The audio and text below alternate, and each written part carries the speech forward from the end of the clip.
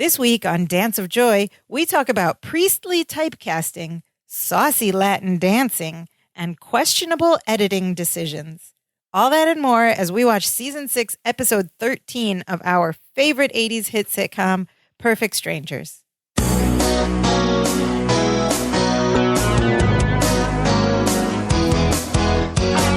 Hello and welcome to Dance of Joy, a Perfect Strangers rewatch podcast. My name is Sophia. I'm one of your hosts, and joining me as always is your other host, my co-host, your other brother. What? My brother. What's up, Imran? Hello, everybody. Oh, my voice is sort of back. I can't do that. Is that Mrs. Doubtfire? I was trying to do the Mrs. Doubtfire. Virginia Doubtfire. Hello, puppets. I don't know why I decided to sound like Mrs. Doubtfire. Just I thought it was necessary. Okay. How's it going, sister? Peace, Mrs. Doubtfire. Yeah. You know what? I wanted to ask you this question. I've been walking around all week. You ever walk around and you get that weird sense that there's treasure everywhere and you're just walking by it? Like, at some point in my entire life, I must have walked, if I just stopped and looked down. Like built into the walls of something hidden, some kind of money. How close are we on an average lifetime? How close are you to treasure and riches, and you don't even know it's right there beneath your feet? Does that keep you up at night? No, but it will now. Because everywhere there's something hidden, and you never know. I could have been walking on, some hidden jewels. What if that apartment in the vicinity of my apartment that has had a chirping smoke detector since December when I moved in? What if someone's dead in there? Oh, no. And they're rich? Yeah. So either it's empty or people live there are hard of hearing or someone's dead in there. But what if someone hid something in the walls valuable? I hear these stories all the time a house is being demolished and then they open it up and there's just like either valuable comic books or if you or own stacks that of house, cash. Is that then yours or what I'm saying is I need to bust out every wall of my house now just so I'm sure there's no riches hidden in here. Let's go to Home Depot. I'm talking about Richie Rich. Sledgehammers. The comic book we're kind of on theme. Are we? We are talking about Perfect Strangers Season 6, Episode 13, entitled Finders Keepers. Losers Weepers. That's the saying, isn't it? Yeah, but the title of the episode is only Finders Keepers, which comes from this saying, Finders Keepers, Losers Weepers. Do you know... first of all, you know what that means, right? It's the code of the street, man. Ever since the minute you hit a playground and you find things or you're around kids, it's yours. Finders, keepers, losers have to cry. If you lost it, too bad. But I wanted to know, where this phrase came from, how it started. Why it rhymes. It actually is like a reference to an ancient Roman law. Oh. That was law at the time. Oh, this was illegal. Okay. Right? Yeah. You find something, it's yours. If you don't, you cry about it. And it was a law, and there was some version of this concept around for centuries. This particular modern version dates to the mid-1800s. I'm not sure who first wrote it that way, but it's not a legal thing anymore. What? I thought possession is 9/10 of the law or something. I heard that on a Law and Order episode. I don't know. I don't even know what that means. Finders keepers is, I don't know if that's in our laws, but...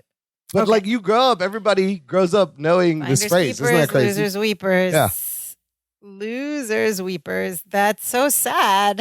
That's assuming people don't have any humanity. Okay. Anyway, moving on. Loser. That is our episode. You can kind of guess what's going to happen. If you were to open the TV guide, you would have read this following description about this episode. Balky finds a box with $50,000 in it, and finding the rightful owner sends the cousins to a funeral home. What? That's crazy. Interesting. One crazy thing leading to another crazy thing. Alrighty, that's par for course for sitcoms. Yes. We have starring Balky Bartokomous is starring as Bronson Pinchot. Strike that the other way around. Bronson Pinchot. Like that, flip it. I'm still stuck on your golf metaphor. Golf analogy. You said par for the course. For Perfect Strangers. For sitcoms. I know. One wacky. You never play golf. I played mini golf. Oh, okay. It's still the same. Okay. Cast. And Mark Lynn Baker as Larry Appleton. We got Sam Anderson as Mr. Gorpley in a delightful cameo, and a couple other people. One important person we will get to. Yes. This episode aired on January 4th, 1991. We're Happy in New the Year, 90s. everyone. Oh, we've been in the 90s for a year, but we're like really in the 90s now. Yeah, we are 1 year in. January 4th. So you would have just celebrated New Year. A few days later, you recover. Ooh, New Perfect Strangers. And then it's like a New Year's gift. And you'd be like, wait, this show is still on? Oh, I guess it is. And then you watch it. Of course, it's always on Amazon Freebie. You can binge all the episodes right now in 2023. That's where they live. Go there now. No, finish listening to this podcast, then go there. Or go there at the same time. Yes. Okay. Finders Keepers, Act 1. We start in the apartment, Balky and Larry's apartment, and Balky's on the couch, and he's counting out money that he's like sorting on the table, just like cash bills. But he's counting them not by numbers he's saying out loud. He's counting them by the presidents on the bill. And he's sorting them. So he's saying, and then here we get our first opening joke gag. He's saying, Washington, Washington, Washington. Lincoln, Lincoln, Bobinkin, Banana Fana, Fofinkin, me, my Mominkin, Lincoln. Oh, everyone knows. You know what it is. It's the name game. The name game song. Yes, you just never want to do... you just take your name and do that to except if you have a friend named Chuck. Then it gets really... That's like not till 6th grade. Yes, yeah. Then you giggle. Yeah. I still giggle. But yeah, it's all about the Benjamins. That would be the modern day equivalent to this name game with the money. Wow. Yeah, that's fun. And so that's our first little opening joke. Larry arrives home, greets Balky, and Balky tells him that he found some money. And Larry's just like, cool, that's good. Like, how much? $5, $10? And he's like, not really paying attention, going about his business. And Balky says, well, I don't know. I got tired of counting at around $40,000. Oh, my God. You see him reveal this box from behind the coffee table, this big box of cash. He's got this big green cardboard box full of cash. And Larry... And then what happens when Larry thinks he's rich? He turns around, his eyes bug out, and we get a... Oh my Lord! And so he runs over to the sofa. Immediately we get buggy-eyed, greedy Larry. Oh, the green monster's coming back. And he wants to know everything about this box of cash. Where did you find it? Were there any names on it? This and that. And Balky tells him that he found it at 6th and Main behind the abandoned building that used to be the headquarters of the International Lambada Association. The International Lambada Association. What you might be thinking is Lambada. Well, Balky goes on. I never did figure out why that dance never caught on. It was so sort of, and he starts moving his body in this like sexy way. So primal, so deep-seated. And the best part was you didn't have to wear a shirt so that at the end of the night, you didn't have them sticky pitties, his armpits. So Lambada, what was Lambada? This is a very weird reference. Lambada was like a sensual Latin dance that got hot for like a summer. Why? Because a movie came out in 1990 called Lambada. We had one of the dudes from Breakin', Adolfo Shabadoo Quinones was in it. He's got to be in every dancing movie. So it was, it's so hard. I don't even know how to describe this. It was just, and it was right around this time that it was like in the American. Well, when a movie comes out, then it becomes like part of pop culture. So this movie comes out in 1990 in March. Okay. Of that year. And everybody's talking about Lambada, and it's, people are making commercials and trying to jump on this trend. And then it just like quickly goes away. It was like, it's very just strange. Like a sexy Latin partner dance. Yeah. Why it got popular. Kind of related to Brazilian Zouk, which I've heard of. It briefly became internationally popular in the 80s. And it was like, apparently the men danced it shirtless. I don't know. So it's a combination of like salsa, merengue, and other things. What happened to Lambada? Does Lambada, and I feel like it was a trendy thing and it went away. I wonder if people still Lambada. So apparently in 1991 in Chicago, there's a song named Lambada. A headquarters of the International Lambada Association in Chicago for some reason is their headquarters. And behind that Balky found this box of cash. Okay. So that whole thing, I don't know, just a reason to make a joke about lambada. It's a topical lambada reference. It was so hot in the summer, and they put it in, and it comes out.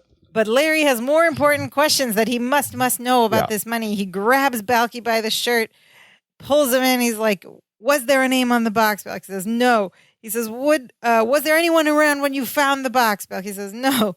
So there was no name. No one was around. There's no way to identify the rightful owner. Uh-oh. Larry's already in his head about this money. And Balky says, no, and no. Larry tells Balky that Balky's a genius. And then he goes, we're rich.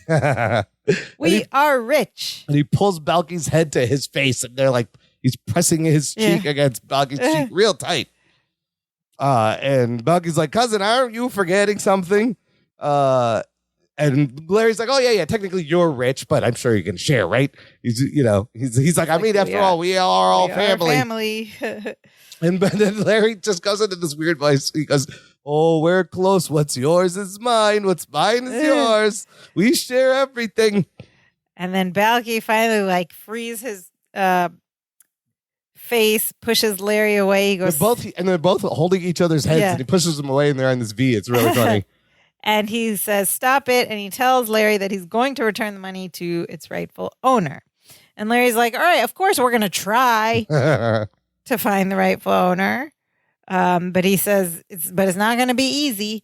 And Balky says, well, of course not. Don't be ridiculous. Yay. But then he says it might be easier because he wrote a newspaper ad and he hands Larry the notepad with this. He wrote a little classified ad. And Larry reads it out loud, and he reads, this is Balky's ad that he wrote for the newspaper. I found a big box of money. I live at 711 Caldwell, apartment 209. Please come and get the money. So just asking to be robbed, essentially. Putting out an ad, come please, rob us. Is this the same address they've given before? I believe so. It's I've heard 711 Caldwell 209. I believe that is consistent. But what did we find? There Caldwell is no doesn't go that low or something. Oh, yeah. Because he doesn't say north or east or west, whichever way the street goes. So it could be anywhere, but I don't think that address actually exists. So Larry's just read this ad, and he understands that this is a bad idea. And instead of talking Balky out of it, he just goes, well, you know what? I can't do everything. You found the money. You wrote the ad. I'll take care of this. Yeah. Meaning he's probably not going to do anything. Right. I expected him to just grab that sheet and crumple it up and throw it away and be like, I'll take care of this. I'll write a better ad. But he doesn't. And, of course, Balky takes him at face value and says, cousin, you're too good to me. And Larry just goes, I know. Okay. We cut to another scene. Some time has passed. It's another day.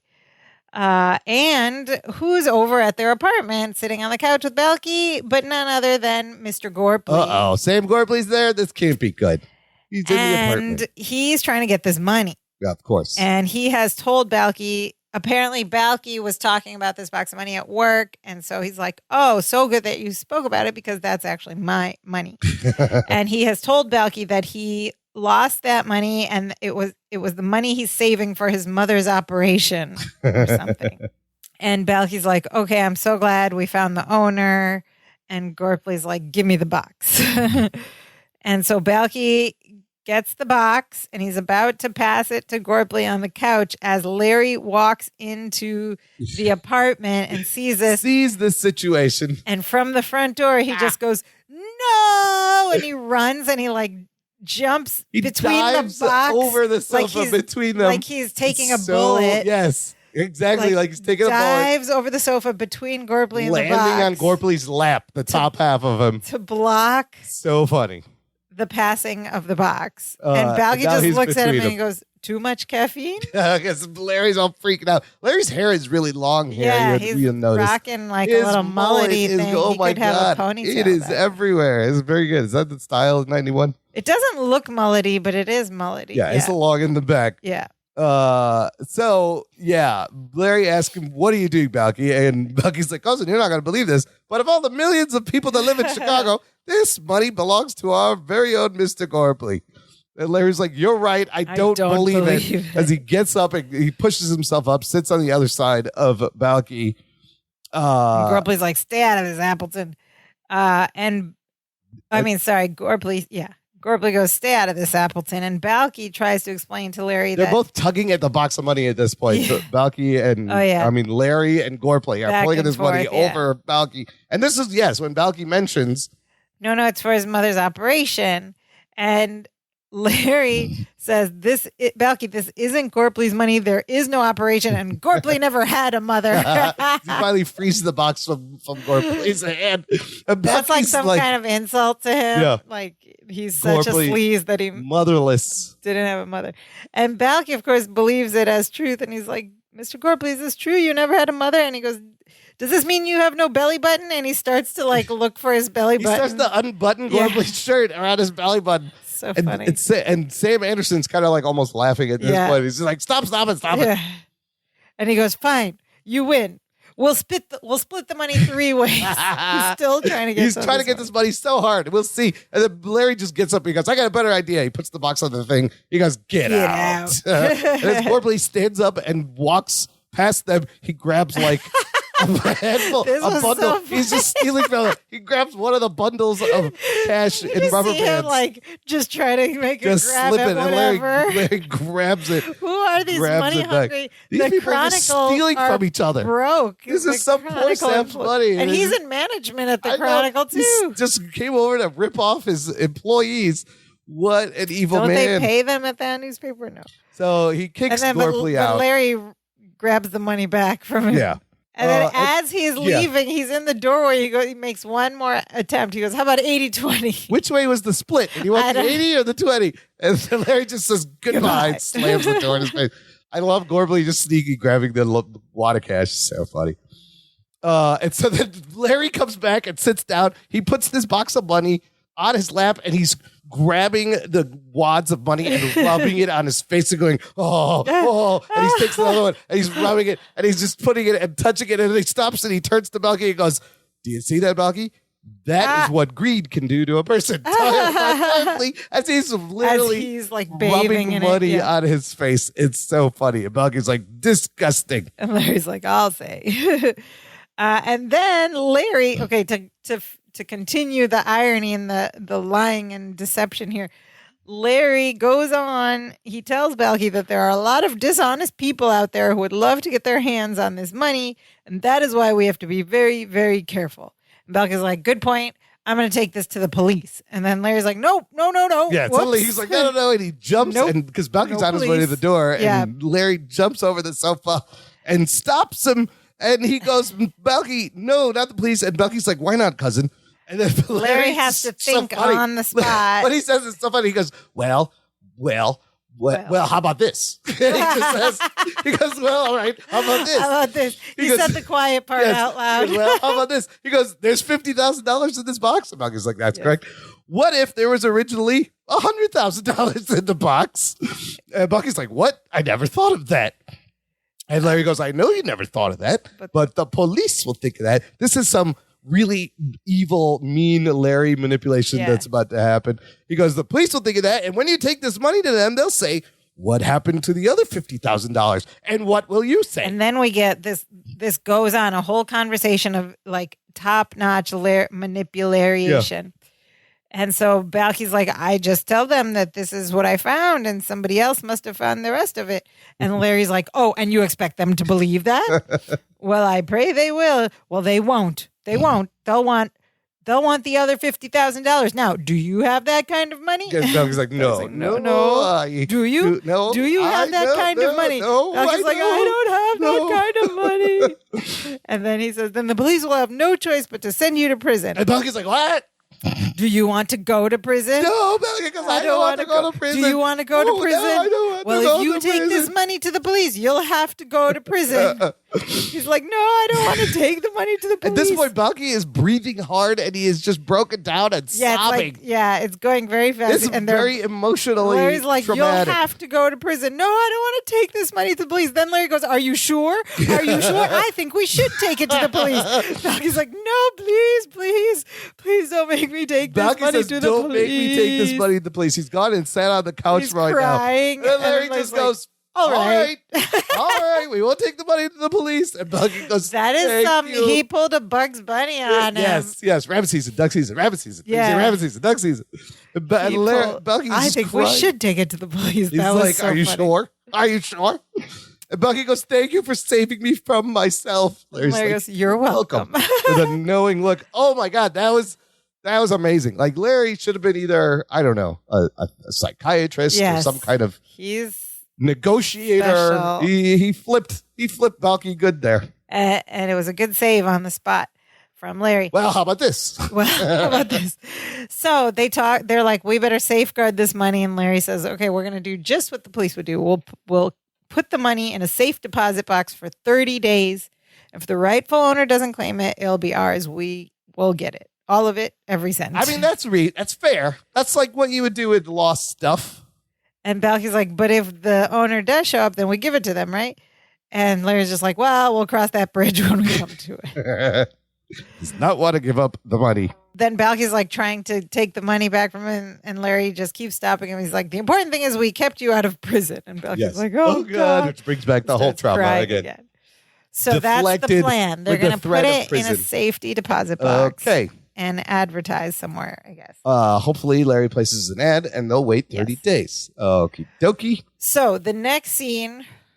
We cut back. Some time has passed. We'll find out exactly. We'll find out, but like weeks. Yes. Right? And they're in the apartment, and Balky is looking distressed. He's pacing back and forth behind the couch. Meanwhile, Larry is sitting on the couch looking at pamphlets. Brochures. Yeah, he's got some brochures in his hand. And Balky is like frustrated, and we find out that it's been 29 days since he found the money. 1 day left. And we still haven't found the rightful owner. And he says, I'm just sick thinking that we may never find the rightful owner. I can't eat, I can't sleep, and my hair has lost its luster. Oh, that's horrible. Even conditioner can't save that. Larry doesn't seem too worried. He's like, I know, I'm sick about it too. Hey, what do you think? A 62 Corvette, and he holds up one pamphlet, or a Caribbean cruise? He holds up By the way, okay, first of all, Caribbean? Isn't it Caribbean? No, how do you say that Caribbean, word? Damn it. because the people are Caribs. But how did he sing it in the song Caribbean? Was it Caribbean Queen? Queen? No, it's Caribbean now we're Queen. Sharing the same thing, and our hearts can beat as one. But he says Caribbean Queen. No more love on the run. Yes, it's a great song. It's pronounced Caribbean. It's Caribbean. Okay. Caribbean. Okay, so he pronounced it right. But he's thinking about how to spend the money, clearly. But, okay, can we pause for a second? Yeah. Okay. So, like, Larry is, like, so into this money, and he's always been into money. He always wants to get rich, like, quickly. The game show, the... Gambling, this and that. But, like... All he wants money for are these like stupid young guy things, like a Corvette or a cruise. Like, don't you want to invest it or like buy, like, I don't know. Yeah. They didn't teach about financial. He doesn't know like why he wants to be rich. He's like a little boy. He's just like, I'm going to buy a Porsche. Yeah. You get a box with 50 grand in it, you're going to lose your mind a little bit. First of all, 50 grand is not even that much money. But I mean, it was a lot in 91. Do a Caribbean cruise for sure. Oh, yeah. Or 5 of them. I could use 50 grand right now. I wouldn't turn it away. Come on. It's 50 grand. Yeah. Yeah, same. But, okay. So go back to the scene. There's a knock on the door. Yes. Apparently, they put an ad out there. Yeah. So Balky's like, oh, maybe this is the one. As he's going to the door to open it, he tells Larry, keep your eyes crossed. Keep your eyes crossed instead of fingers. That's kind of funny. That's funny. It would be funny if Mark Lynn Baker like crossed his eyes. But anyway, Balky opens the door and there's like an old man hunched over on a cane with a white hair, hat, glasses, mustache, white mustache. And he's like, he like shuffles. I've come to claim the box into the apartment. Yeah. And Balky's like, oh, please come in. And Balky takes the man's hand because he's like an old man. And he like shuffles him in a little bit. And then they shuffle to the like front of the apartment, like where the cameras are. And Balky like does a little shuffle too, which is funny as he walks with him. Balky asks him to identify the box, and the man says, yes, it was a green cardboard box about this size, and it was filled with money, lots and lots of money, my money. And Larry's watching this from the couch, kind of like in disbelief, and then he kind of like rolls his eyes. He's like, ugh. Yeah. And he walks around over to where this man is, and he doesn't say anything. He kind of like leans in to look at him. Grabs the man's hat and like rips off the hat with the white hair wig, and then the glasses go flying off. And the mustache. And then he with his other hand, like peels the mustache off his face. And who is it? None other than Mr. Gorpley. And then he kicks the cane also that he's using to stand, which is kind of funny. In his second attempt for this money. Yeah, he kicks the cane and Gorpley's kind of like leaning forward on it, so he loses his balance. I think we all saw that coming. And Larry's like, for the last time, you're not getting this money. And could you tell it was Gorpley when he came in when you first watched this? I could tell, yeah. I mean, I knew it was very obviously a disguise, and not like a real old man. So he like gives him all his wig and hat, so he's like, beat it, and he shows him to the door. And as Gorpley's leaving, he says another like last ditch attempt. He's like, tell you what, slip me a few hundred and I'm out of your hair forever. And Larry just goes, goodbye, and he pushes him out, slams the door. And Balky's just watching this whole thing kind of confused. And after he's gone, Balky goes, cousin, am I alone here, or is that man a dead ringer for Mr. Gorpley? And Larry just looks at him and goes, you're alone here. You're alone here. It's almost worth it to give Gorpley a couple of those bills just so he would stop bugging them. Yeah. They should have just given him the money. That man is a dead ringer for Mr. Gorpley. And so Larry just tells Balky, Balky didn't even realize it was him even after the disguise came off. Larry says to Balky, okay, look, we're not going to find the rightful owner. We're going to have to accept the sad fact that in 24 hours, that money will be ours. Oh, that's really sad. And he goes, I'm sorry. And then Balky's like, no, wait, we have one more person who's on their way over. And he says, I really like the sound of his voice on the phone. I have a good feeling about him. And Larry's like, all they've seen are phonies and fakes and imposters. He doubts this guy is going to be any difference. There's a knock on the door. Larry's like, go ahead, Balky. Let the next liar in.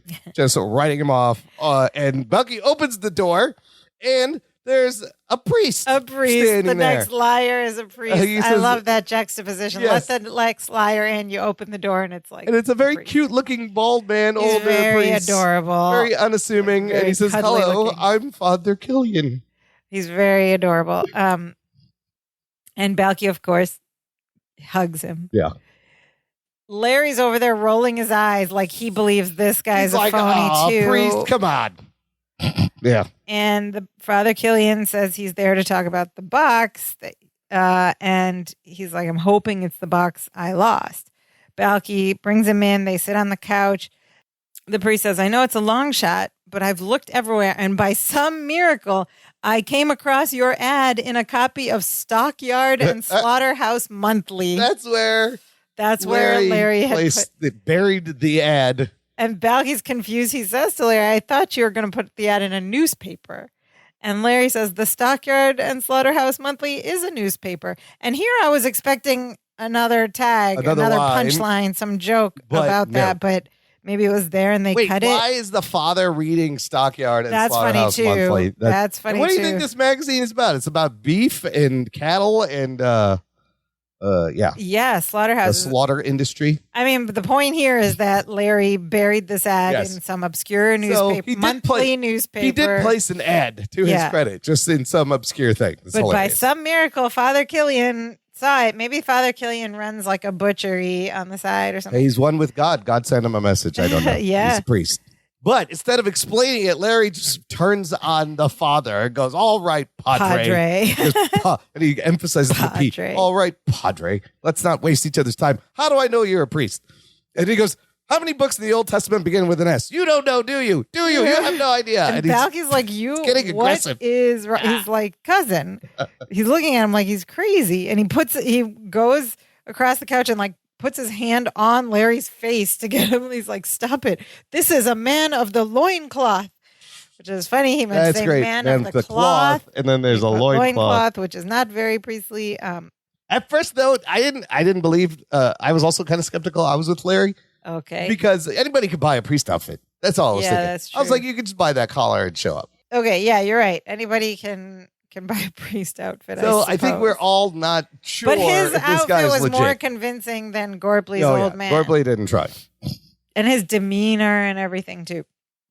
So Balky sits down with the priest on the couch. He introduces himself. He says, I'm the one who found the box.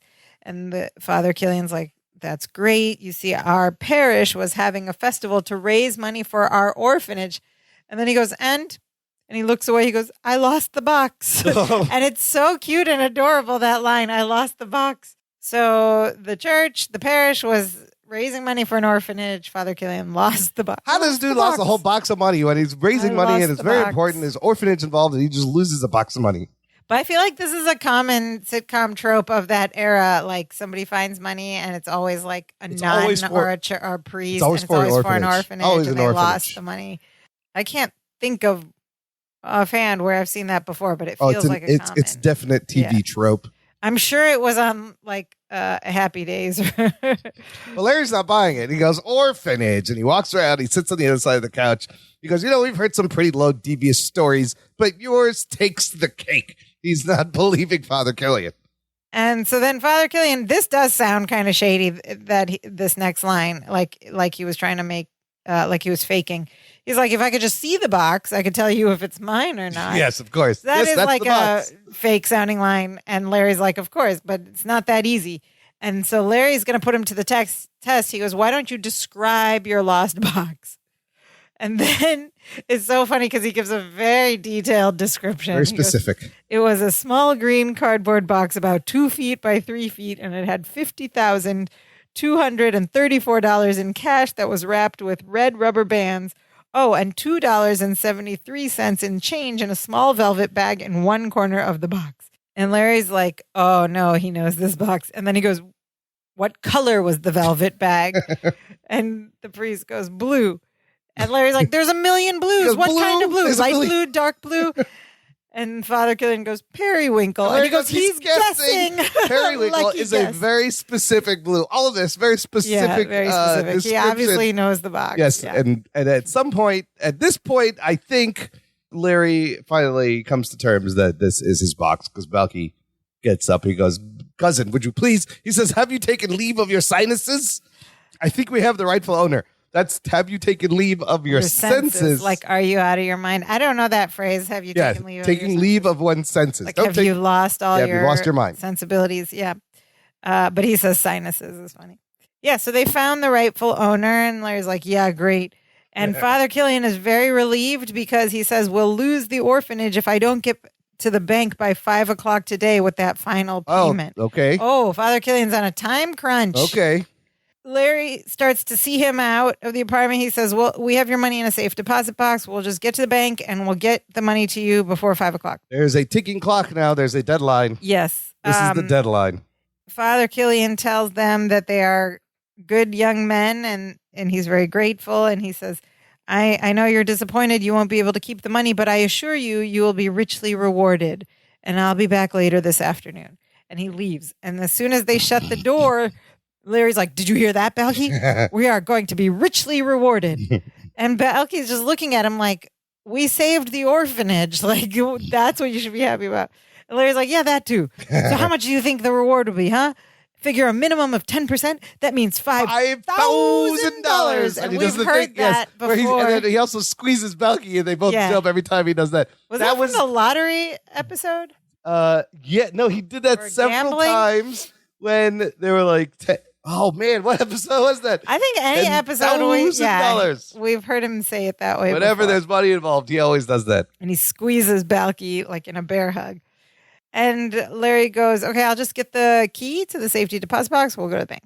And so Balky goes and sits on the couch and he's like, what a day. He's like reflecting on the day. We saved an orphanage. Can you imagine?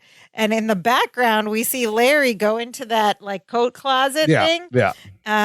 And he's just like, he goes all the way in the closet and we see clothes being thrown out of the closet. Behind Balky, yeah, it's great. Across the hall into Balky's room, just like into the hallway. All these clothes come through. It's kind of funny. I just laughed at the clothes being thrown. He's just tossing these and he's like these frantically, apparently searching for this key in the closet somewhere. And Balky's still talking. He's throwing out a lot of suits behind him. Balky's like, I can just see it. Someday they put up a plaque to us.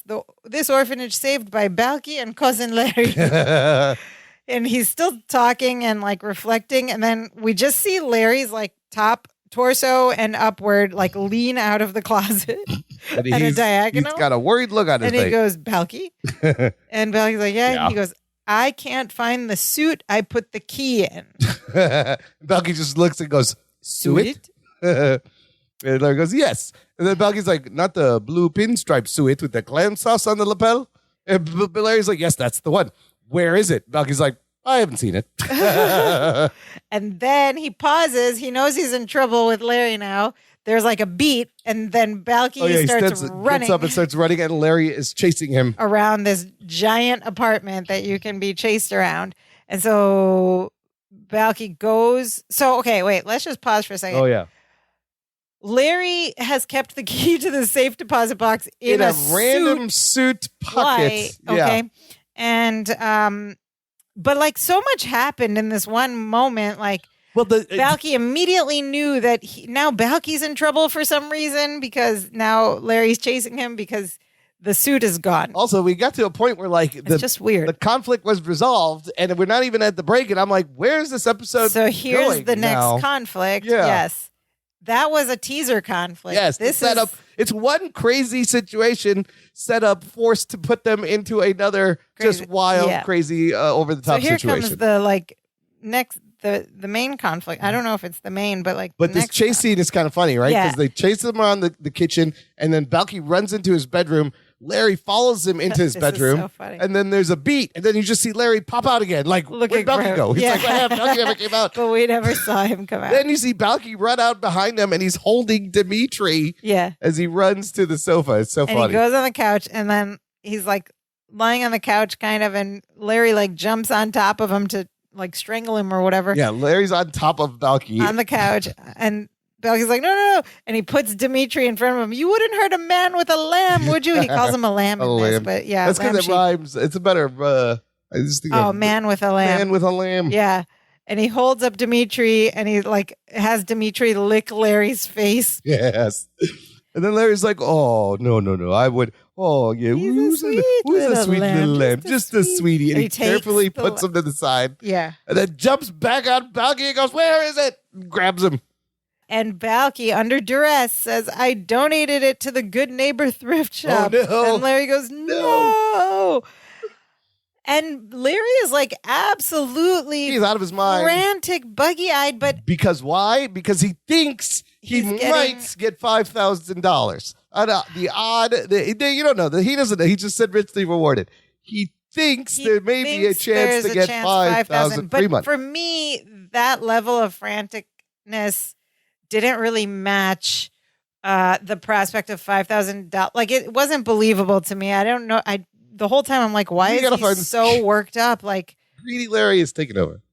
Yes, they introduced a deadline, 5:00 to save this orphanage, but like saving the orphanage is not what would get he doesn't Larry care about the so orphanage. riled up. He wants the reward. Also, 5:00 to save the orphanage is like not really. You got to think like if a priest called the bank and was like, we're a little delayed. This is the situation. Like you got to get that money to him by like 4:30 latest. I might not have it by 5. Please don't knock down this orphanage. If he's coming over, like, yeah. I'm sure there's some leniency. And we fade to black, and that's the end of Act 1. Let's talk about the actor who played Father Killian. His name is Brian O'Byrne. Cool. And he's got a lot of credits. He's been in a ton. He was in a ton of shows. Alfred Hitchcock Presents, The Untouchables, Perry Mason, My Favorite Martian, The Munsters, Batman, The Lucy Show, I Dream of Jeannie, Bewitched, Get Smart, Gunsmoke, Partridge Family, Bob Newhart Show, Happy Days, Maude, Welcome Back, Kotter, 8 is Enough, Alice, Benson, Mama's Family, Murder, She Wrote, all this stuff. And apparently many of these roles were like priests. He probably got, you know how like the guy in the last episode got typecast as a cop? Yeah. This guy got typecast as a priest. But those are some hit shows from the 60s and 70s. He was all over the place. You know what's funny about being typecast as a priest? That happened to me in high school. I was in a couple of plays, and I always ended up being like the priest, the father. Oh, really? At least 2 plays. Yeah. I don't know why. Why? I have no idea. Did they know you're a Muslim? Yeah. Well, that's even funnier because I was in the Fiddler on the Roof. Yeah. During the first Gulf War, playing the beggar as a Muslim in Fiddler on the Roof. It was great. Love it. But I don't know, I had that energy. I always got cast as the priest and like 7 brides for 7 brothers. I had to marry the 7 couples at That's one time funny. and remember all their names coming up and down. And there was another one. I don't know why. So once you get cast as a priest, that's your job for life now. You're very priestly. That's all you got to do. Yeah. Corinthians 5:13. What I say? I can don't say that. What do you? That might be a real verse. It probably is. I have no idea. Okay, somebody's gonna call you out on that. Yeah. Anyways, this is from Pulp Fiction. I was gonna do Sam Jackson's monologue, but I'm not gonna do that. I'm gonna tell you though. You can join this conversation. We have a fun Facebook group. There's a link in the description where I post a comment thread for every episode that we record ahead of time, so you can watch on Freevee and leave your questions and observations. And meet the other listeners and just geek out about Perfect Strangers. It's lots of fun. And we begin Act 2, which I'll just say it up front. To me, felt like it could a whole different episode. Oh, a whole nother story. A whole nother story. I mean, it's kind of related. It is related, but it just goes. They really did a lot in this episode. It did. The writers. So we'll see. Act 2 starts. It's a little while later. We're in the same day, obviously, because this conflict has a deadline of 5 p.m.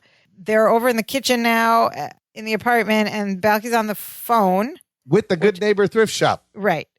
He says, "This is Balky Bartokamos." He goes, yes, I'm the one who hugged you. And he goes, "Did you ever get rid of that cold?" Like they had developed a whole relationship. Yeah. And he starts talking to him about the cold. He's like, "You got to get vitamin C and garlic tabs." And then frantic Larry's like, "Just ask them about the... and he's talking about this guard. He's like, "No, they make an odorless garlic." And he's like, "Cousin, I'm trying to be polite." And Larry's like, "Ask him." And Balky's like, "It's a her." And then Larry just goes, "Find the suit. Find the suit. Find the suit." Yeah, 3 times as he slams his fists onto the thing. He's like, "Find the suit. Find the suit. Find the suit." Just yelling at him. And Balky puts his phone back and goes, "Oh, hello?" He goes, "Oh, no, it's nothing. The cat had a hairball." Yeah, he's getting annoyed with Larry. Anyway, he describes the suit. It was blue pinstripe suit, and we hear him say, yes, the pants were a little on the short side. Larry's like, huh? Oh, that's a dig at Larry. Short joke. And the lady remembers the suit, and Larry's like, "Find out where it is." And he goes, okay, thank you, and take care of that cold. And he hangs up, and he tells him, "I know where the suit is." And he says, "Mr. Wilson is wearing it." And then Larry's like so happy because I don't know why this is so. Again, I don't know why it's so high stakes for Larry. $5,000. $5,000. Okay, maybe he doesn't know. And he's like, yes. He's like, thank you. He's like hugging Balky's head. Thank you. And he goes, "Where is he?" And Balky goes, "Beekman's funeral home. He's being buried this afternoon." Oh no! Presumably in this suit. And then Larry gets mad again and like goes after Balky over the counter. So this episode that started with Balky with a box of money is now Larry like being mad at Balky. They have to disrupt a funeral. And Larry chases him again around the apartment. Anyway, how is Balky so in trouble in this episode? He's the one who... He donated the suit without looking through the pockets. I don't know. I guess. But why would you put the key in a random suit? Why do you put the key in a suit? Just put in a drawer, put in an envelope. If it was so important, be like, "Balky, the key is right here." Yes. I don't understand. Anyway. This is where people kept important things in the 90s. Suit pocket? In random pockets in the closet, I guess. I don't know. Doesn't make any sense. Anyways, we transition to a funeral home and a funeral. This is Mr. Wilson's funeral at the Beekman Funeral Home. Right. Beekman they've used for a number of things also, the word Beekman. Yeah, as a name has come up before, and I think we talked about it once, but... And now this is wild because it's an open casket. There's people walking by, and Balky and Larry are there dressed up at this random guy's funeral to get a key from the pocket, which is wild. And they go, there's a line of people, viewing the casket, and then they get up there, and Larry tells Balky, "Get the key." And then Balky slowly turns around, and he's crying. Oh. He's sad, and then Larry pinches him. He's like, "I'll get the key." To snap him out of that. Yeah. He's like, "Get the key. It's inside the breast pocket." And Balky's like, "Are you sure?" And Larry goes, "I don't think he moved it," which is kind of funny. Yeah. And then Balky turns around, and he's about to rifle through this dead man's pockets in front of everybody. They don't know when suddenly the guy at the podium goes, "We would like to begin. Would everyone please take your seats?" And Larry's like, "Did you get it?" Balky says, "No." And so they have to move to the side of the room and now figure out another strategy. And so they shove off all the way to the side of the room, which, of course, in sitcom geography, that's an aside. Nobody can hear anything you're saying. Nobody can hear you. You're not part of the scene. And Balki asks a very legitimate question. He says, "Cousin, why don't we just tell the family the truth and get the key?" That's what I was thinking. I was like, how would you actually get this key? You go and talk to them. Totally and be makes sense. This is a crazy story, but you wouldn't even go to this funeral. You would just like call them and be like, "Can you please check the pockets of that funeral suit? Home? Can you? There's a thing. Yes, yeah, no, but they decide to just show up. They didn't even need to go. They could have just picked it up. But Larry kind of has a half decent argument to this question. And he goes, "Oh, good, Balki. I'll just say my condolences. Mind if I go through the deceased pockets?" Yeah, but that's not how you would handle it. Right? I know, but call them ahead. For the purposes of explaining this, pull them aside story. And be like, "Look, I got a crazy story. Before you begin, can you just go in there and give me?" You don't even need to go there. You just call the funeral home and say, like, "Can you hold this key for us?" Anyway, then there wouldn't have been the rest of the conflict. So their big conflict now is they have to get this key from this pocket of this dead man in this casket. The guy at the podium starts giving his speech or whatever. They're still off to the side, Balki and Larry. The guy's like, ladies and gentlemen, we're here today, blah, blah, blah. And as he starts talking, this like from behind him, the entryway to this room, this like tall blonde woman enters and she's like crying and sniffing. She's got a low V-neck kind of. She's kind of saucily dressed. Yeah. And the deceased, Mr. Wilson, is an elder gentleman, and this is kind of like a lot younger. So woman. Here comes this new character out of nowhere, and she walks in. She kind of like gives a mean look toward where the family's sitting, and then she goes to the casket and she's like crying, and then instead of sitting down in the chairs, she walks over to where Balki and Larry are standing, which is like in the private sound zone. Yeah. And she's crying and everything, and Balki's trying to comfort her, and he takes out this handkerchief to give her, and on the handkerchief we can see is embroidered BBB. Are those his initials? Yes. This is apparently a monogrammed handkerchief. BBB is his full name, Balki Bini Bartakamus. Oh, Beanie. Yes. B-I-N-I. That I didn't know. How do you know that? How did we know his middle? I had no idea that was his middle name. That's apparently what it was for. Bartakamus. According to my research. Okay. So he gives her this this lady this handkerchief. He's like, don't cry. I know just what you're going through. On Mipos, when we're grieving, we make a mud sculpture of the deceased, and by the time the rains come, we've pretty much gotten it out of our system. Oh, that's kind of a healthy way to handle death.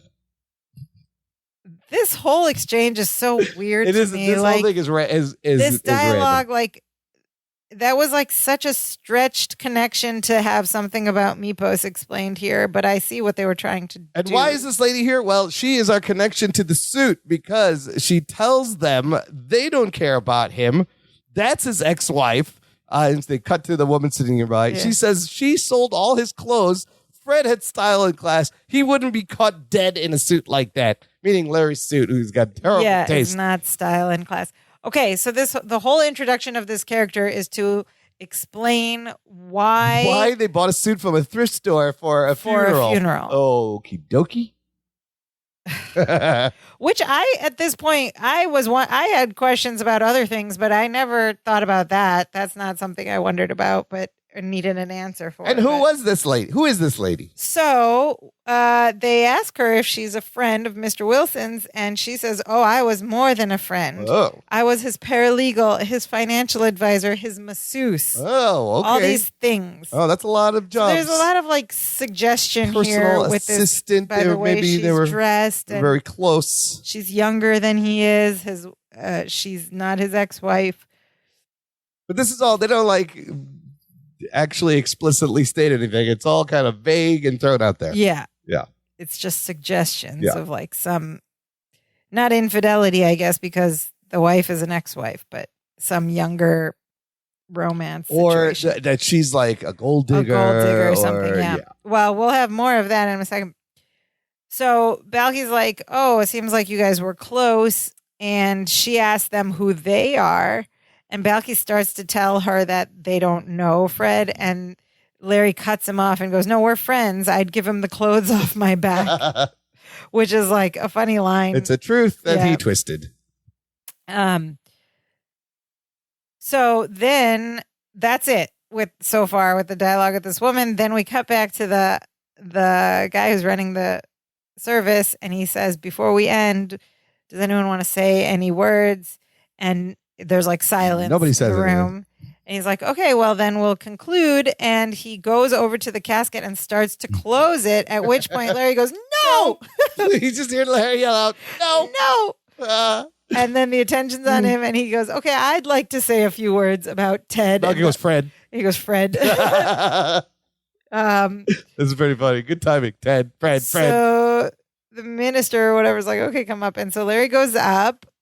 And Balky starts to go with him, but this blonde woman, she like grabs him and starts massaging his shoulders. And she goes, "Oh, your muscles are so tense.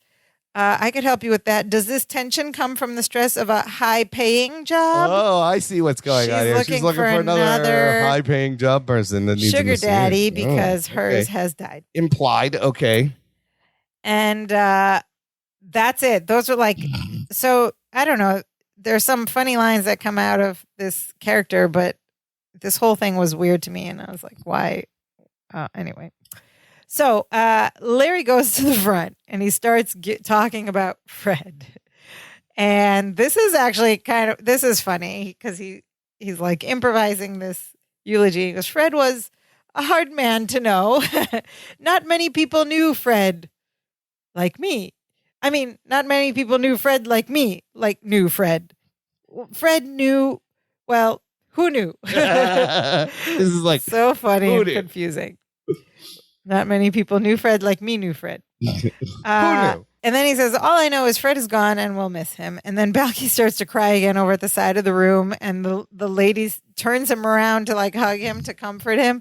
But she's tall and she pushes his face into her breast. And then Balky's like, oh. So then Larry still has to figure out how to get this key and all eyes off the are dead body while he's giving a speech. And he does something really awkward. As he continues, he goes, "I think it's safe to say that," and he puts his hand on top of Fred's chest. He's feeling his jacket. Patting the outside, as he's giving this like bumbled eulogy. He goes, "I think it's safe to say that many of you knew Fred longer than I did." And then he steps in front of the casket, and he has his hands behind his back as he's rifling through his pockets. And he's like, "Does that mean that you knew him better?" And he's feeling around, and suddenly he goes, yes. The key. And he goes, "The key to understanding Fred." And he pulls his hands back in front of him. He goes, "It was in the pockets of his soul." Which is kind of a good save. He has the key in his hand now, presumably. And he tells everyone, "Let's bow our heads in a moment of silence to honor Mr. Wilson." And everybody bows, and that's takes his that opportunity to run over to Balky and tell him, "Balky, let's go." And the lady is still massaging Balky, and Balky's like, "I can't leave now. This woman is giving me a new meaning to the phrase." He's like, And of course, nobody can hear this conversation going on because they're off to the side. And Larry's like, "Nope, we're going now." He grabs Balky by the hair and drags him out. He's like, "Sorry, you gotta go. We're blocking the hearse." And as they run out of the funeral home. So they somehow successfully managed to get this key in front of a crowd of people. Yes. Okay, let's talk about... Oh, yeah, so they got the key. They might make it still. This blonde lady was played by Judy Pioli. What? Wait a minute. That name is familiar. First of all, there's Pioli's Pizza in the establishing shot of their apartment. And she's a director on the show. She directed this episode. That's kind of crazy. Judy Pioli directed this episode. Usually, the majority of episodes, if you'll notice, directed by Joel Zwick. But then there was a couple other directors later in the seasons. Judy Pioli has directed a few episodes of Perfect Strangers. But for her to direct herself in the episode is kind of fun. And to direct such a cliche, to play a cliche as a woman director, and also just play such a cliche role that's like icky. Tropes, stereotypes all over this one. I guess in the 90s, that's what people were cool with, but even now, but I don't know. She didn't even get a credit for a screen the credit role, for this. Yeah. Well, she got it as director. That is director Judy Pioli. That's great, though. And the man leading the service is named John Petlock, the actor. He also has been on a lot of things. He's a lot of credits. Mary Tyler Moore, Incredible Hulk, Charlie's Angels, Taxi, The Fall Guy, Simon and Simon, Remington Steele, Who's the Boss, Family Ties, Quantum Leap, Fresh Prince of Bel-Air, Matlock, Designing Women, Coach, all these big shows, General Hospital, Step by Step. That's crazy. Ellen, they must have all had funeral episodes and needed a guy to stand at the podium. I guess that's what happens. Probably. Once you get typecast as one thing, that's it. That's funny. I don't remember the funeral episode of Quantum Leap. Wait a minute. I'm sure there were funerals in Quantum Leap. Every show has a funeral episode. Okay, so they run out. Say, sorry, we're blocking the hearse. They've got the key. The next thing we see, they're back at the apartment. It must still be before 5 o'clock. They are giving Father Killian the box of money, the green box. And he says he has just enough time to get to the bank to make that payment. Oh, great. I was worried. And he tells them, you've made many orphans very happy. Oh. And then he's about to leave when Balky stops him and says, I baked some cookies for the orphans, and hands him a brown paper bag. Oh, he baked some weird Maposian cookies? Well, that's what I thought. I thought there was another line coming. I'm like, line? What's the line? What's the deal with the cookies? There is no next line. We don't find out what kind of cookies. He just says, oh, what thank weird you. Maposian cookies. So at that point, I'm just thinking, like, why is that like a useless line? It's just a random line that doesn't serve a purpose for the story of this show. Father Killian says thank you. He takes the bag and he goes on with the scene. But apparently this was and we just had a whole conversation about this off air. There was another line that got cut, and my first thought was, okay, they cut it for time. Why would you include the line at all about baking cookies? Because now he's holding a bag. It doesn't like you could cut the whole thing. But that's right, because in the film, Father Killian has a bag, and they're editing this after the fact. They had already they didn't cut the line from the script. They cut the line. But now you have to cut for time. But now you have to cut for time, but you have to leave the first part in, even though there's no punchline, because you have to explain why he's holding a big brown paper bag. And he's kind of worried about this bag. When he leaves, you see him staring at it in shock, what is in this bag? And I was like, why is he looking at that bag? Right. That's because this is later when he's leaving. I wonder what the line was. I've made it out of pig snout and something. Let us know what you think the Maposian funeral orphanage cookies are. I was going to say funeral They're cookies. live snails dipped in caramel. I don't know. And saffron. Yeah. That was an interesting thing, because I was like, if they're going to cut a line from the script, just cut the whole thing and don't even mention the cookies. But they cut it after everything was filmed. I used cheese from orphan goats for the orphans. I don't know. Orphan cookies. Yeah.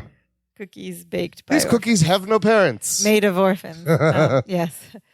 Okay. So anyway, he gives him the cookies. And Father Killian's about to leave the apartment when Larry stops him and reminds him. He says, aren't you forgetting something? I believe you said we would be richly rewarded. And Father Killian goes, well, I was speaking in terms of spiritual reward. Of course it was. Not $5,000. And he leaves. He walks away. They close the door. And Larry's just like, what the heck? And he goes, spiritual reward? I robbed a dead man to get that money. Which I think is a little exaggerated, but okay. What about robbed? And Balky is looking at him again, incredulous. He goes, cousin, we saved an orphanage. Don't you feel good? And Larry just goes, yeah, I guess. He's disappointed. That's it. He's like, yeah, I guess. That's it. There's no learning for Larry. There's no transformation. There's no you made me better moment. There's no lesson time music, nothing. Instead, there's a knock on the door. Yes. And because, we can't have 2 Gorpley attempts. Yes. We need to round it out with a third. He's not done. And there's a knock at the door, and it's very obviously Gorpley, but he's dressed like a little girl almost. He's wearing the weirdest thing. With a wig, but it's like a little Lipstick schoolgirl type and like dress. white socks, and he's got a purse. Yeah, black. It's like an old 50s. Flat patent, like penny loaf, little girl shoes with white socks. I don't know what those shoes are called. And he says in like a very fake woman's voice, "I'm here about the money." And they both just look at him, and there's a beat, no dialogue, and then Larry just reaches forward and shuts the door in his face. And I thought there should have been like one last attempt where he does like some bargaining thing, because the first two appearances he tried to bargain for the like, oh, just give me a little bit. No, if they can't fit the cookie line in, there's no time for this other nonsense. But it's a funny little button to close out, because then we roll credits and the show's over. Listener, before we get into our thoughts, check out our TeePublic shop. Pick up some Dance of Joy swag like t-shirts, hoodies, cell phone cases, coffee mugs, tote bags. Buy something, wear it out, send us a photo. We want to see it. Okay, so what do we got? Are there any other notes on this?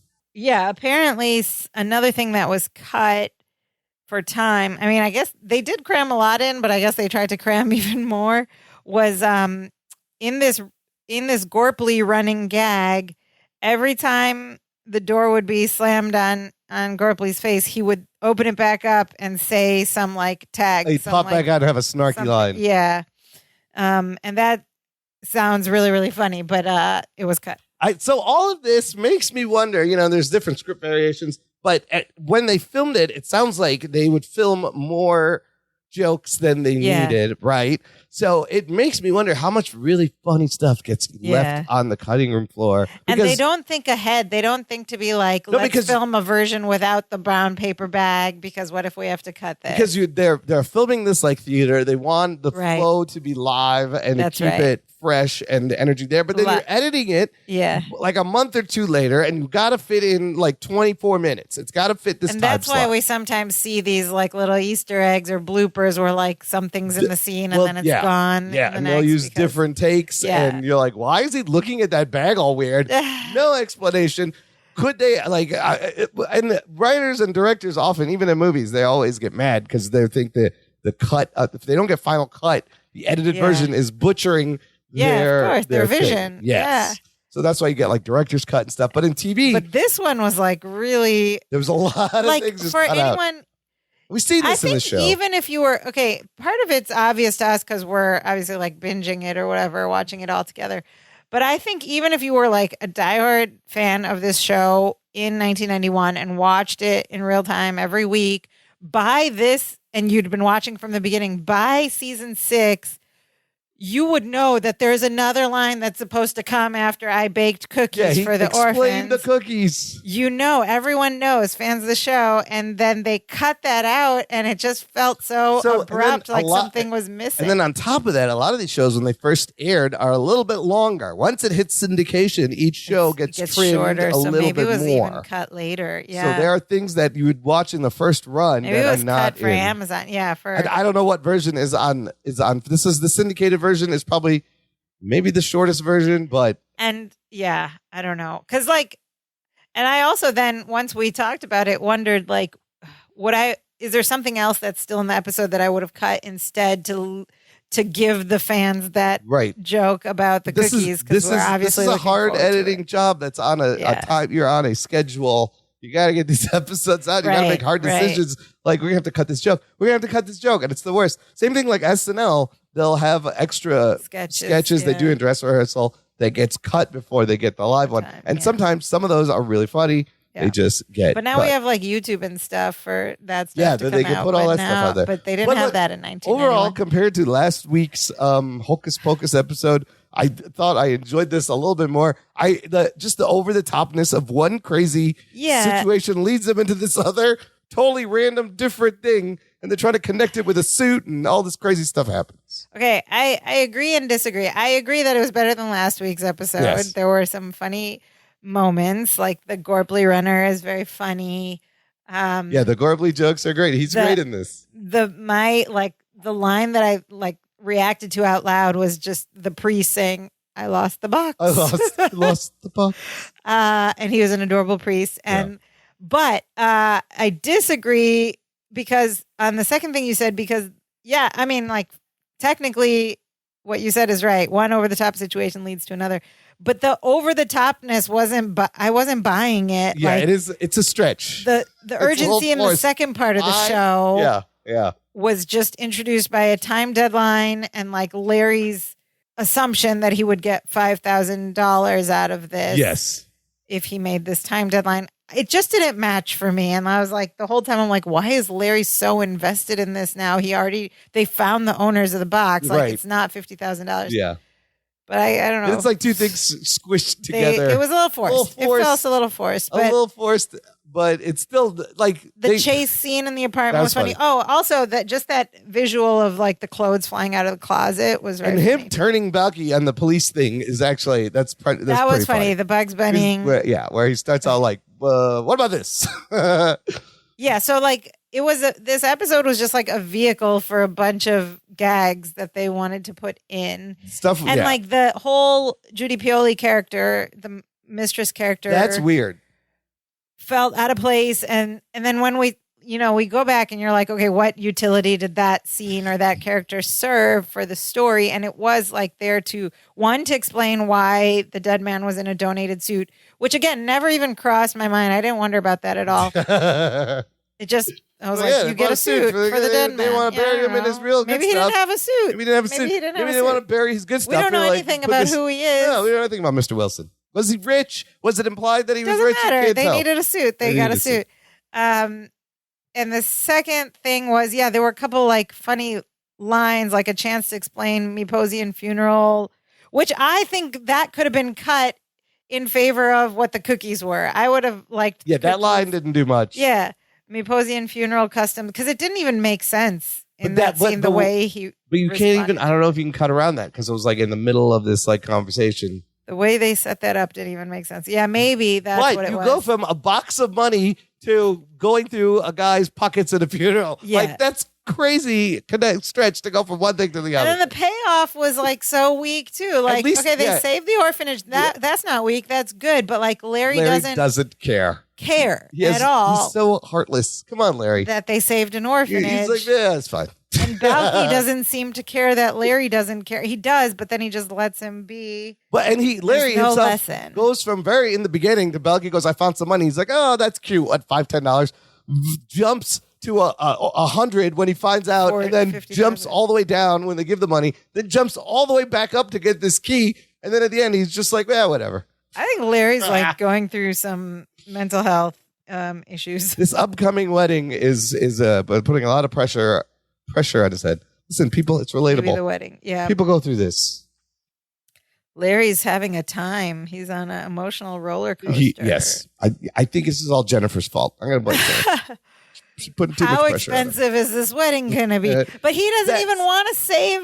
Oh, that would have been he should have said, more believable. Yes. But they did that. No, I could pay for the wedding. They did that in the horse racing episode where he's gambling to give her a good wedding. That's why. Like it would but they could have carried that thread. Yeah, provided some coherency. Do you know the kind of wedding we could have? But he was just trying to get like a cruise or Corvette or whatever. For one or two people. Like what? Was he even going to bring anybody with him?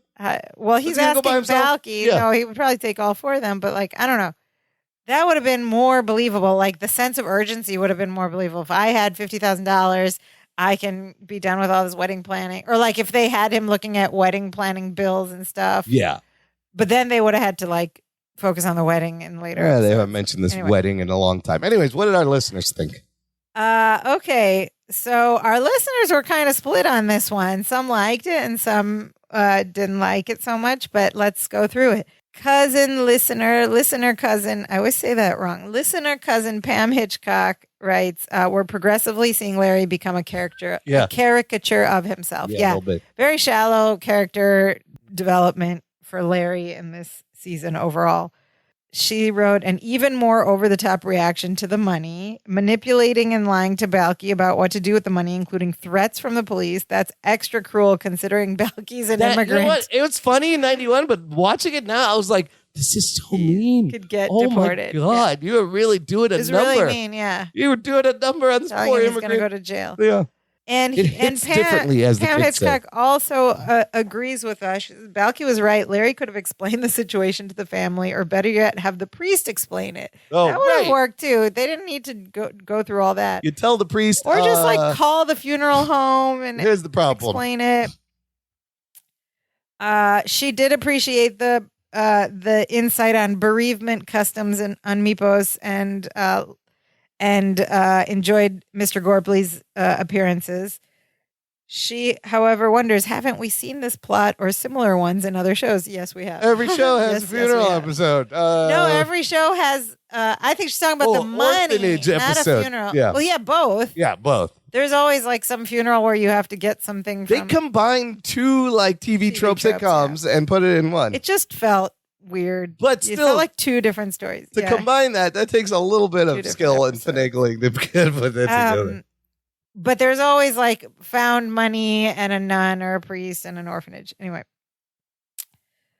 Pam Hitchcock writes, Marklin Baker is always funny, but I cringed about seeing someone disrespecting a corpse and creepy. Have you ever touched that? One? Was a little creepy. I was like, this is a little creepy. He's touching this dude. Like like someone you don't know. I've touched like dead people we knew, but I don't even want to touch the dead people we knew. I know, even that is creepy, but they're not in there anymore. It doesn't matter. Yeah, that's creepy. But Larry's ready to like go through this guy's pockets.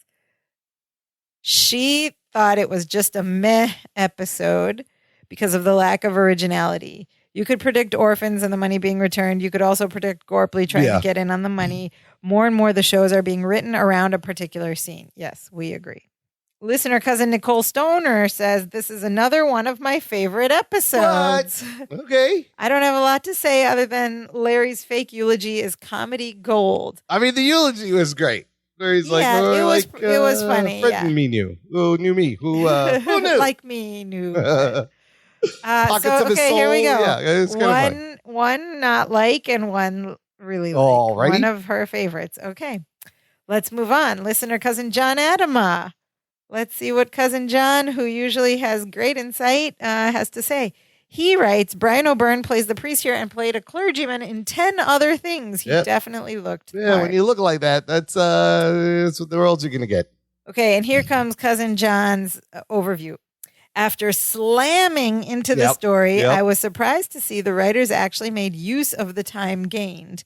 With the plethora of Balkyisms, physical comedy, and the shift from Larry's greed to helping an orphanage, this reminded me a lot of Three Stooges or Laurel and Hardy short film, which is a good thing. The chance for Marklin Baker to shine at the eulogy was very welcome and very funny, and unexpected from me. Wow. Okay, all of this is fair, except I don't agree with the shift from Larry's greed to helping an orphanage. Larry still had no interest in helping the orphanage. He wanted the Even reward. at the end, he didn't care. That shift didn't happen. He was just in it for the reward money. There were lots of Balkyisms, though, so that was great. I wouldn't say lots. There were more than we've seen recently, but not like up there with earlier episodes. There were good ones, though. The eulogy was great. Keep your eyes crossed. This is a man of the loincloth. Yeah. Taking leave of your sinuses. Yeah. Those are all great. Okay, yeah, good ones. There was they kept coming. An A. I mean, and especially after last episode, I can kind of see where he's coming from. But they did just like start right in with Balky counting money. I think it was like a B for me. But listener cousin Whitney Smith goes, this was a very unusual episode.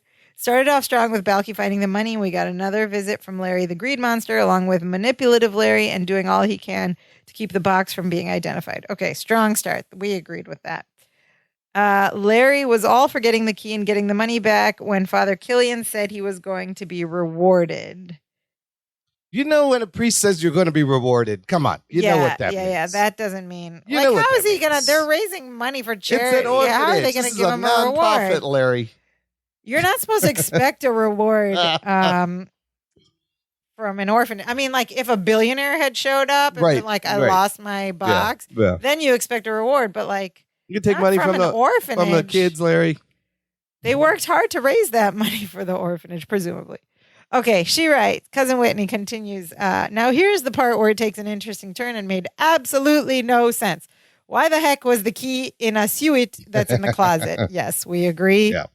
She thinks they could have put the key in one of the drawers on the bookshelf or hung it on a hook at the bar where the phone is, someplace common where you know it.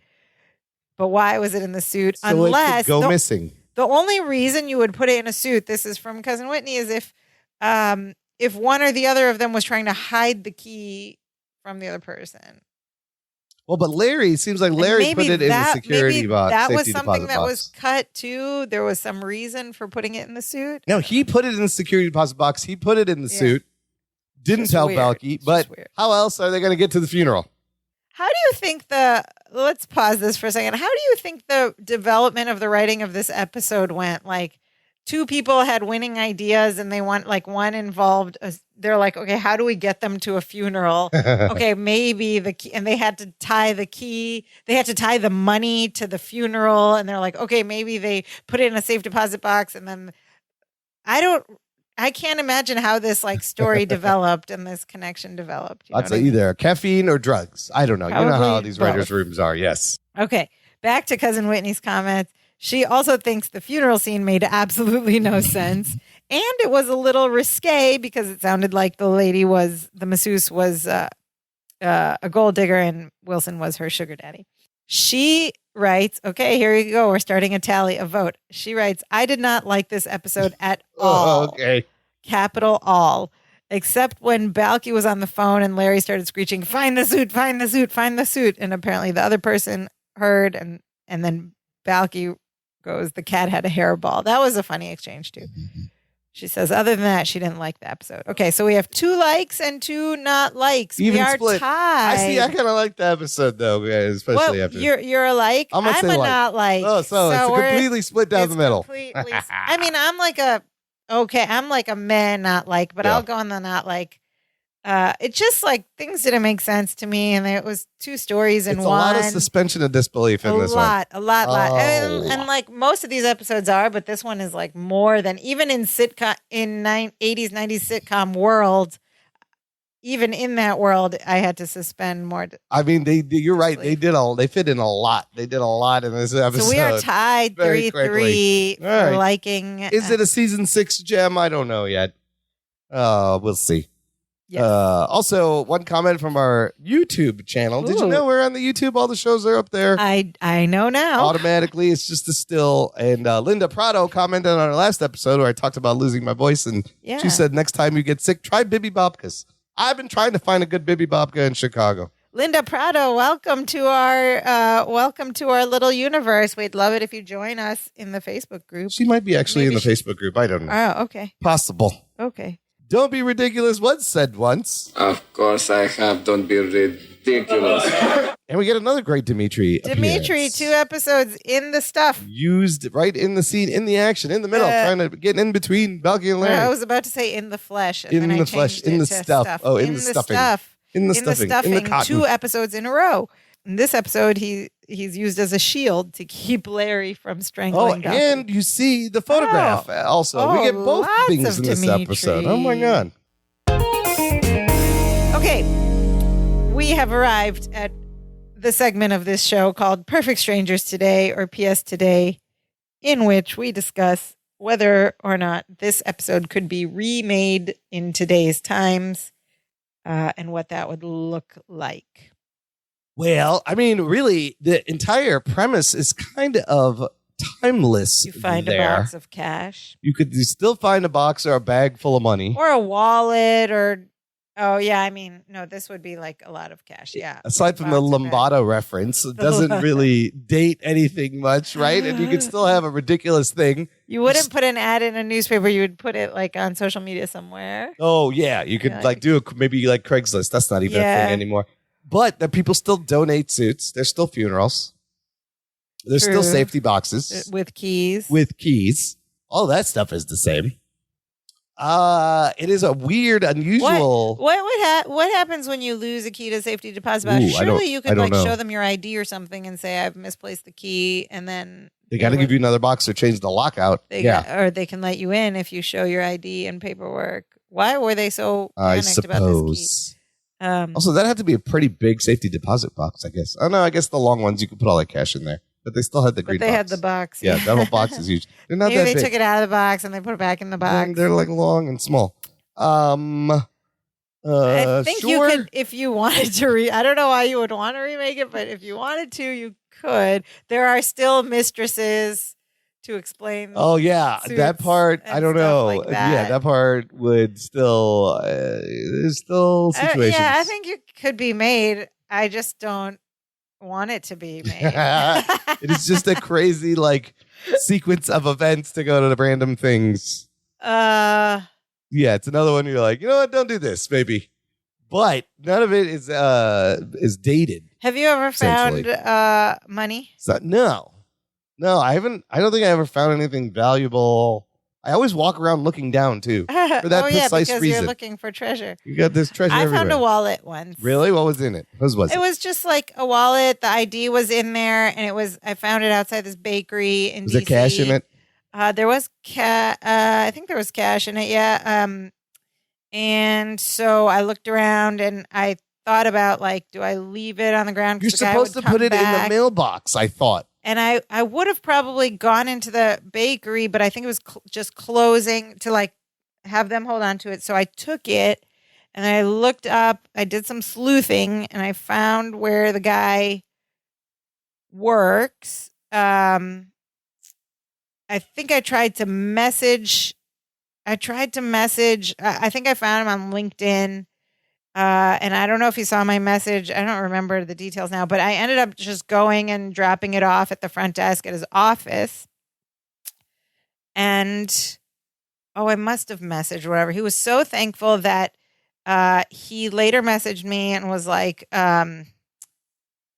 can I come say thank you or whatever? And so I went outside my office and met this guy, and he had brought me a nice box of chocolates from this fancy chocolate shop, wrapped. And he was like, thank you so much, this and that. And I was like, great, cool.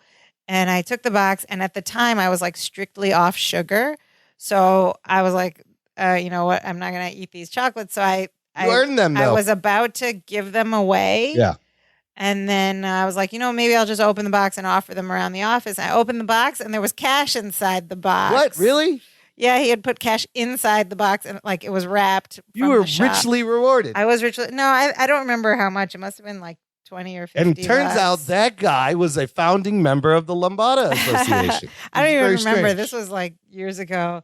But cash in the chocolate box, huh? Yeah, and I was nice. What if I had just given this box away? Give away all this money without looking at it? There's treasure everywhere. Somebody would have found somebody. My lesson to me was always look in the chocolate box. If you left it out there, the first guy would come up and be like, yo, anybody know there's cash in this box? Or if I just gave it to a friend or re-gifted it. Oh, yes. Because it was wrapped nicely with be a ribbon. That's a strange gift. I never expected cash with the chocolate. Yeah, exactly. Very I'm odd, thank you. How embarrassing, because then they would have been like, you re-gifted this. You paid it forward. But again, it was very nice of that man to always look down when you're walking around, listener. I was just trying to get his wallet back to him. Or look inside chocolate boxes. There's treasure everywhere. Found money. And I've had credit cards returned to me that one time I left a debit card in an ATM. Yeah. And somebody found me somehow. And nowadays you can just cancel all those cards really easily and just get new ones. But I didn't realize it was even missing when they. There is treasure everywhere. Just keep your eyes open. Yeah. All right, that's it for this week. Join us next week when we'll get a visit from Grandpa Appleton. Grandpa Appleton? Grandpa. We don't know if it's Grandpa Appleton. Presumably. We wouldn't know what side. One grandfather of Larry. One grandfather will come to visit. In the meantime, you can support this show with some Dig Does, with the change in your sofa.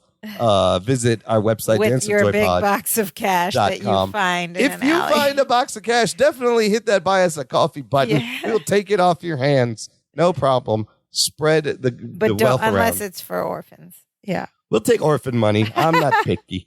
But it's like a little virtual tip jar. We appreciate everyone's support. We really, really do. In the meantime, you can also support us just by coming to find us in the virtual ether. Come to our website, danceofjoypod.com. And from there, please go to all the links and places where you can listen to our podcast and hit that subscribe button and leave us a rating and leave us a review. Tell us how much you're enjoying our time together. tell us, if you've ever found a big box of cash, you can go to our website and press a little button and leave us a voice message and tell us all about it. We want to know, what did you do with that cash? Hey, I lost the box of cash. You lost a box of cash. Yeah. Yes. If anybody finds a box of cash. If you have found Imran's box of cash, leave us a voice message or send us an email, danceofjoypod@gmail.com, or let us know on any of our social media sites, pages. We're on Facebook, Twitter, and Instagram. But Imran, what is the most important things our listeners should do? Always look down when you're walking around, especially like at the end of a night at the bar. I used to do that all the time. You'd find lots of money. No, don't steal orphanage money. It's not orphanage money. No, the most important thing is, of course, to share this show with a friend, because word of mouth goes a long way. Wherever you're going to post about that box you found, post about this show as well. Yes, and tell the funeral tell director. Your priests and your funeral directors and your mistresses. Yeah, your masseuse. And your poorly paid coworkers. Yes.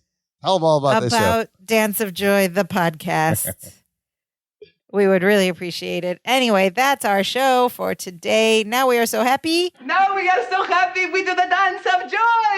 Die, die, die, die, die, die, die, die. Hey, hey, hey, hey, hey, hey, hey.